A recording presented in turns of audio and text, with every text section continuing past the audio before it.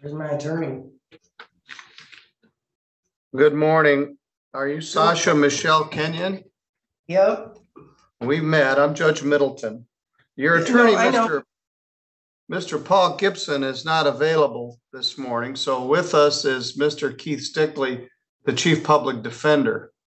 So Okay. he's here from the Public Defender's Office. The file number here is 231118FY. You were Is it charged the same? with, Oh, sorry. this is the May 31st incident. Right. You got arrested on July 11th and then promptly missed multiple court hearings. You had earlier rescheduled it. I had rescheduled it, and she had told me to. I even came in and rescheduled it. You did? Yes, and all right. It's hard when. Let's see what I can recap here. You got arrested on this in July, and they set a pre-exam conference for July 25th. No. You guys had arrested me, and I went to court. I was brought into court. We before I even did the court date, Horshire, or with his name is so hard to pronounce, but he did the intake on that. Whatever fell out when you guys arrested me, and it was all supposed to be put in one, because I don't got the money to keep coming in here and paying. It wasn't all put into one. It's Deputy Wertheimer.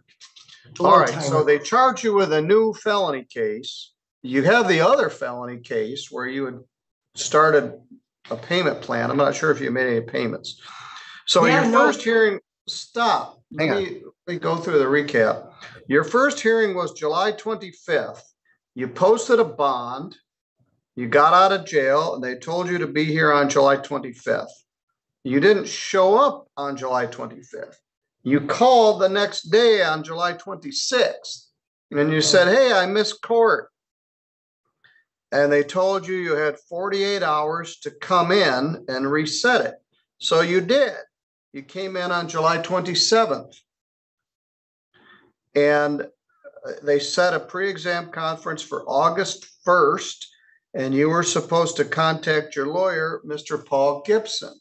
They gave you the notice and the instructions at the counter. So August 1st comes, and you don't show up for that. And Mr. Gibson, I think, said, I never heard from her. I never. So we did a bench warrant. And then you called August 2nd and said, hey, I missed my court date. And they said, well, come back into the court. She said she understood. Then you never came back. And then you got arrested on August 27th. So each time you've been a day late and $1 short, which is very common with our methamphetamine defendants, they don't always do a good job of keeping their appointments. But the other thing you never did is contact your lawyer. So I need to get this case back on track. I'm going to reset. I went from being homeless out in the woods, having no phone, no car, no nothing, to living at my mom's, where my mom took me back in. She has cameras inside of her phone watching me and everything. So, and I never posted bail. I sat my 15 days. Yes. And well, that's because Judge Pattison gave you 15 days. But I'm going to reset the pre-exam conference for next Tuesday, September 25th at 8:30. I'm going to reset the prelim, if needed, for September 12th at 1 o'clock. Mr. Gibson is still your lawyer, although you never contacted him. I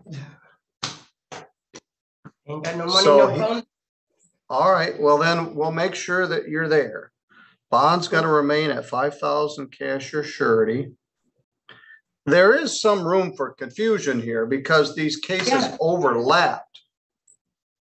Can I get someone like that's really like, I know you ain't got time to do this a lot, but can you get someone to like study this case? Because this is not, I don't feel that this is right for me. I feel people are ganging up on me and it's bullshit. I mean, for real. All right, well, let's talk about this. But there's no excuse for the fact that you didn't show up when you were supposed to. You missed 2 court dates. You called the next day, said, "Hey, I missed court. Sorry, we're all here, standing here with our hat in our hand, waiting for you to show Well, up." no, she told me she had already issued the warrant. So I'm like, well, then what? Well, yeah, so then you didn't come in. So you no, she told me to go come in and turn myself in. And I'm like, well, yeah, okay, so here you are now. So yeah, we're not ganging up on you. We gave you 3 separate opportunities to come in here, and you decided to wait to get arrested rather than come in and turn yourself in. And in which case I would have probably given you a PR bond.